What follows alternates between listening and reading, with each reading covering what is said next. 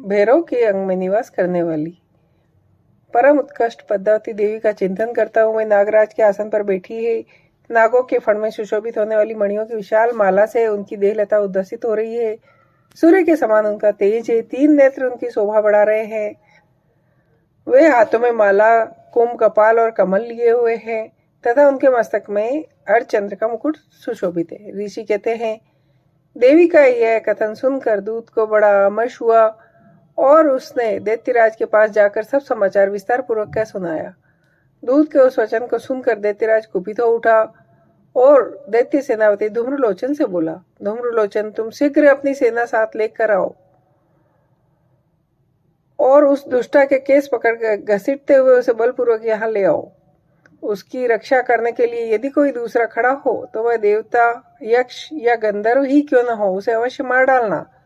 ऋषि कहते हैं, सुन के इस प्रकार आज्ञा देने पर धूम्रलोचन दैत्य 60,000 असुरों की सेना साथ लेकर वहां से तुरंत चल दिया। वहां पहुंचकर उसने हिमालय पर रहने वाली देवी को देखा और ललकार कर कहा, अरे तो तुम निशुंभ के पास चल। यदि इस समय प्रसन्नतापूर्वक मेरे स्वामी के समीप नहीं चलोगी तो मैं बलपूर्वक जोटा पकड़कर घसीटते हुए तुम्हें ले चलूंगा। देवी बोली, तुम्हें दैत्यों के राजा ने भेजा है, तुम स्वयं भी बलवान हो और तुम्हारे साथ विशाल सेना भी है। ऐसी दशा में यदि मुझे बलपूर्वक ले चलोगे तो मैं तुम्हारा क्या कर सकती हूँ। ऋषि बोले, देवी के कहने पर असुर धूम्रलोचन उसकी ओर दौड़ा। तब अंबिका ने हूं शब्द के उच्चारण मात्र से उसे भस्म कर दिया। फिर तो क्रोध में भरी हुई दैत्यों की विशाल सेना और अंबिका ने एक दूसरे पर तीखे सहायकों, शक्तियों और फरसों की वर्षा आरंभ की। इतने में ही देवी का वाहन सिंह में क्रोध में भरकर गर्जना करते हुए गर्दन के बालों को हिलाता हुआ असुरों की सेना में कूद पड़ा। उसने कुछ दैत्यों को पंजों की मार से, कितनों को जबड़ों से और कितने ही महादैत्यों को पटक कर ओट की डाढ़ों से घायल करके मार डाला। उस सिंह ने अपने नख से कितनों के पेट फाड़ डाले और थप्पड़ मारकर कितनों के ही सिर धड़ से अलग कर दिए।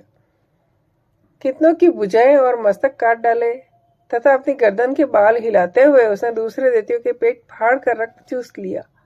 अत्यंत क्रोध में भरे हुए देवी के वाहन उस महाबली सिंह ने क्षण भर में असुरों की सारी सेना का संहार कर डाला। शुंभ ने जब सुना कि देवी ने धूम्रलोचन असुर को मार डाला तथा उसके सिंह ने सारी सेना का सफाया कर डाला, तब उस दैत्यराज को बड़ा क्रोध हुआ। उसका ओठ कांपने लगा। उसने चंड मुंड नामक 2 महादैत्यों को आज्ञा दी, हे चंड और हे मुंड, तुम लोग बहुत बड़ी सेना लेकर वहां जाओ। उस देवी के जोटे पकड़कर या उसे बांधकर शीघ्र यहाँ ले आओ। यदि इस प्रकार उसको लाने में संदेह हो तो युद्ध में सब प्रकार के अस्त्रों तथा समस्त आसुरी सेना का प्रयोग करके उसकी हत्या कर डालना।